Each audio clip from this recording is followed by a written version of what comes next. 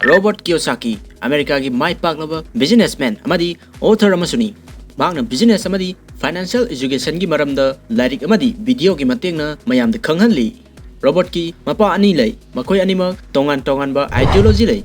Maki aseng mapana school da mak wangna fangdra secure job ama tawnaba advice pi. Adubu mahakti paisagi matangda adumang awaba mayok nei. Mahakpu Robert na for that haina khangnei. Atopa mana magi best friend gi mapani. Masi lamdamduda khwaidigi paisa paiba misak ama oirakhiba financial knowledge ki maramda khangma misakni. Mahakpu author na rich dad haina khangnei. Robert Kiyosaki na angang oiringaida mahaki mapadu achoba employee ama oijaragasu paisagi maramda imungdu toina khanai. Maramsina mahakna kaidongaida employee ama oina hingba pamde maning tamna inak khunba misak ama oina hingba pami. Mahakna tamningba knowledge tu mahaki parents na takpa ngamdabana mahakna rich dad ka study tawi. Mahakna sahi mapandagi kontra nipan fawba rich dad ka study tawi. Maramsina sahi nifu tarit surukpada financial freedom fangba ngamki. School na takpa parasing kudamoina Thomas Edison na light bulb putoi haibasidamak tai rich dad na di madadagi hena tai. Thomas Edison gi mamangda light bulb si atopa mina hana puthokre makoina karamna bulb tu mayamda sinnaba yahangani haibadu khangde. Adubu Thomas Edison na mahaki business experience na maram oiraga electric lines, stations, poles, employees asini chingbagi system ama semgatuna mayamda bulb ki kanaba yahonba ngammi. Maramsina mahak famous oiki. Masiga manana Alexander Graham Bell na telephone amadi telephone gi system ama semgatuna mai pakpa ngamki. Adubu miyo ayambadi madugi system du uba ngamde light bulb puthokpadu khakta uba ngami. Aduna system da thabak tawba khaktang khangi. Adubu system du masagi oibadi haiti. Maramdi aikhoigi school da masigi parasi takti. Ina khunba miyo singna system du semgatna bahonai. Miyo ataina system da thabak chuna bahonai. Rich dad ki matungina ina khunba lambi tara lei. Ina khunba mi ama luhongba. Group oidaba ngangba huranba aina yadaba thabak tawba asina singba. Greedy, kalakpa, mihau chawba. Cheap, likshinba. Hard work, exceptionally smart, talented, attractive, or gifted. Mayamdagi thoidok hendokpa gun chenba. Lucky, jwa sanaba, lottery yawba, hausi yawba, paisa thanaba asina chingbada lucky oiba. Inherited money, inak khunba mapadagi lantum thangdarakpa. Investing, paisa na paisa tanba. Business ama semgatpa. Rich dad na hari inak khunaba khwaidigi faba lambi di business ama hana semgatpa amadi investor ama oibani. Adubu Robert Kiyosaki gi matungina inak khunaba atopa lambi amadi network marketing ni. Robert na hari masi well share tawnaba anoba revolutionary way amani. Masi mi ataibu betray tawraga paisa tanaba greedy people singi business natte. Nangna sabasu kanaba lawba yaba atopa mi basu help tawningba mioi singini. Masi inak khunba misak ama oiraknaba lambi amani. Maramdi masi best business school amani. Aduna masigi kanabasi mayamda khanghanaba the business school for people who like helping people have a lyricsy fonky. Aduna ngasigi video sida author gi matungina network marketing gi kanabasingdu khangminasi. So, point number 1, true equal opportunity. School da para faganba mak wangna fanganba satrasingbu ozana luna tawi. Para fagandaba takpata kaya haigandaba mak sonba satrasingbuna ozana kaya thawaigande. Masigi mathakta ozana thina ngangbada ikaiduna drop out tawkibasu yawi.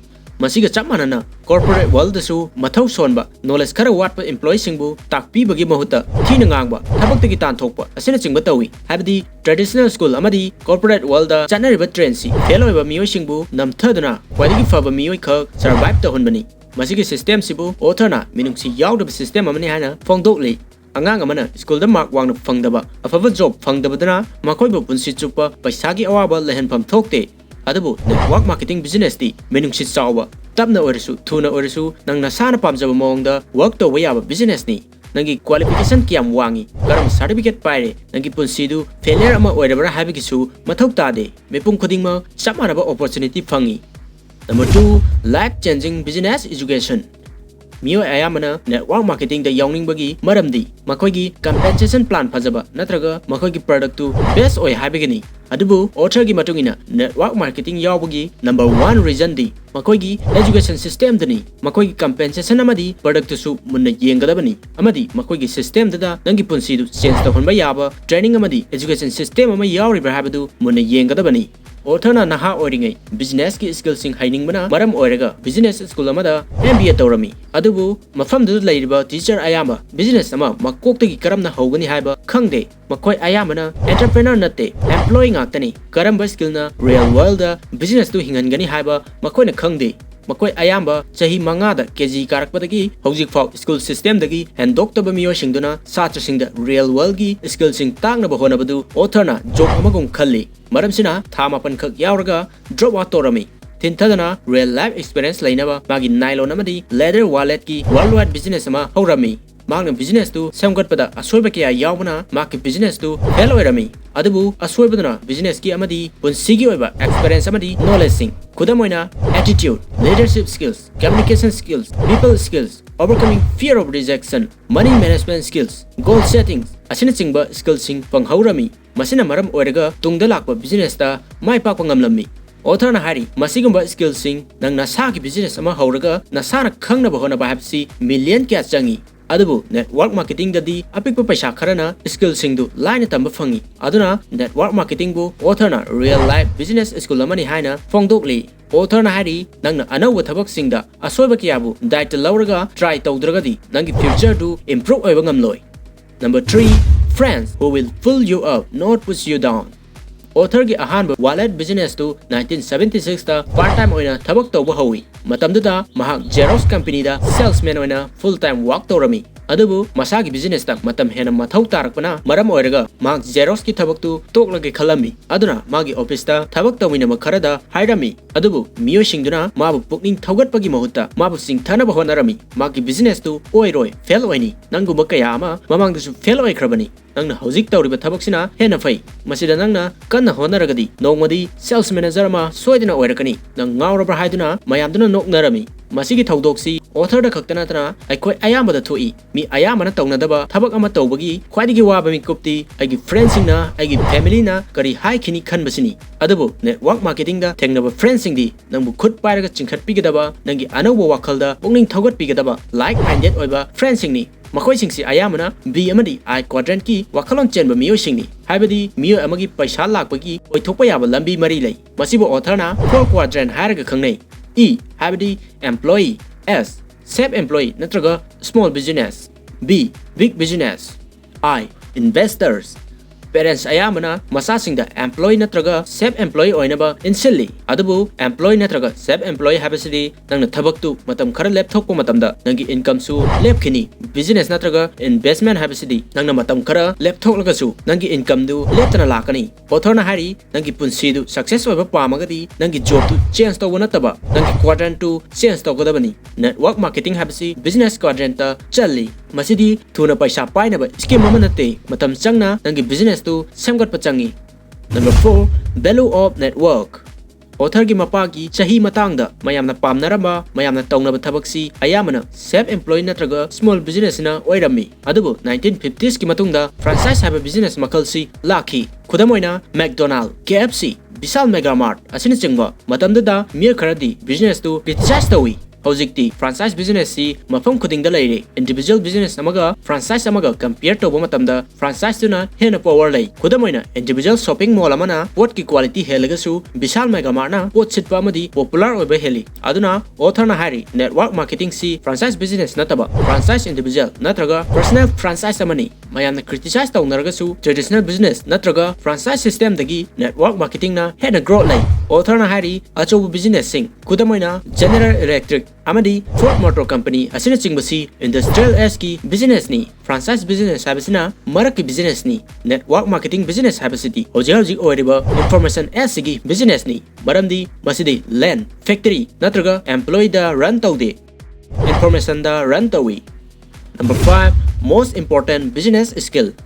Author gi mapa risk dena chahi contrast surakpada magi business singdu fail oiba horakhi mahana kanna honaragasu magi business tu down chalakhi maramsina maki punsi du sense tawba tarami mag masama communication skill watli habasi masana khangjarami magi employee singdu mana haibe ilamde magi customer singa deal tawba hairamde mana haining wasingdu mayek sengna haidukpa hairamde maramsina maki business tu mai pak ke haragadi mak sell tawba haitaba yarakte magi communication skill du improve oidaba yarakte aduna maki araiba paisadna sales training chalami amadi magi business tu improve oiba ngamki maramsina risk that na hairi selling skill habsi business amagi khwaidigi maroiba skill ni business amada buy amadi sell tawdragadi business tu mai pak ngamloi masiga chapmanana lairaba leibak ama habsi karimta yoningai leitaba natraga product mayam leiragasu yonba ngamdaba adubuni lairaba misak ama habsisu magi karisu yoningai leitaba natraga magi skill du yonba haitaba misak tuni selling skill hena lairikai hena ina khunba ngamgani author na hairi sales tawba tamba habsi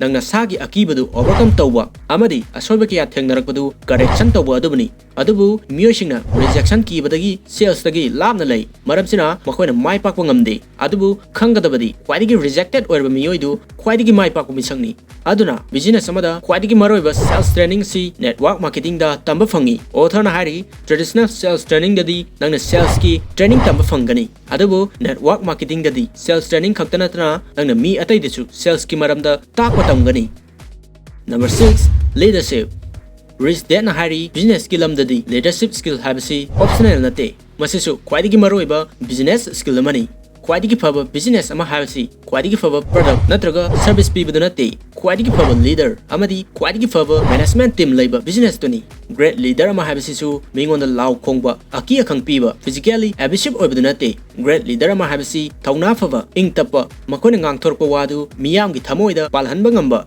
miyamgi thauna fuduanba ngamba miyoisingduni aduna author na hari masigumba maroiba quality chenba leadership skills si network marketing da tamba fangi network marketing da labor leaders ayamba traditional business da thengnaba leaders singa manade masigi business da labor leaders singdi great teacher ama oidna miyosingbu inspire tawba amadi makoigi goal du fangnaba influence tawba ngami number 7 not working for money ina khunba miyosingna ina khunduna dam leiribigi maramdi makoina paisa da focus tawduna thabak sude makoina paisa lakadaba asset sing ana semgatna bohonai asset to dagi lakba income duna makoi expenses to manage tawi khudamaina ahan bada makoi gi business ama ana semgatli business dagi lakba income duna invest amuk tok thui madudagi lakba income sing duna makoi gi luxury item sing laiselli habidi makoina ngai haki apamadu control tawi luxury item sing du ana laisinna bohonade maramdi makoi de emotional intelligence ki changwangna yawi adubu kahena ina khundaba miyosingdi paisa gi damak thabak sui paisa lakadaba asset sing semgatna bohonade makoina khudakta paisa phanggadaba mafamda thabak tawi fanglakpa paisa singdu makoigi apamba posing laithokpada spend tokthoi makoida khangba kanbagi thauna yaudi paramdi emotional intelligence ki chang nemna yawi aduna author na hari ina khungi haragadi emotional intelligence ki chang wangkhalan gadabani network marketing na masi develop tawbada mateng pangi miyo kharana network marketing business tawragasu sauganba napol tawba asina chingba tawragadi fail oigali aduna masigi business si nangi ahangba matamda oirasu niyom chumna chahi mari manga leptana tawragadi nangi financial future du bright oiba ngamgani number 8 living your dream risk that na hari miyo amana masana khangna natraga khangdana atopa amada waisingsi haiba yawi khudamoina nang madu tawba ngamoi madu oiroi apang adu karama kongno adu ai hana tawramabani yadabani asina singba haiba yawi masibu mi gi dream kill tawba kawi mi atai gi dream kill tawba miyo singdu masagi dream da give up tawraba miyo singni masiguma miyo singdagi section gadabani poor person ayamana masagi dream laijade maramsina makoina poor oina adumak hingi adubu risk that na hari nangna sagi dream ama thamgadabani nangi dream du phangbadu nate maru oiribadi madu phangnaba honarakpada nangna learn tawrakpa nangi power hengalakpa asigumba ahongbasini maru oiribasi maramsina author na hari traditional business ayamadi miyosingna masa masagi dream lehanba pamde adubu network marketing business dadi miyosingna masa masagi achauba dream thamba amadi madu phangnaba plan yatpada encourage tawi aduna masiguma kanabasingsi masada amadi atopa miyosingda phangnaba help tawgi author na network marketing bu support tawi aduna video sinungai khallagadi like tawiu channel subu subscribe tawiu mathangdasu kanaba video sing thagalakpada chithadanaba bell notification on tawba kawbiganu thank you for watching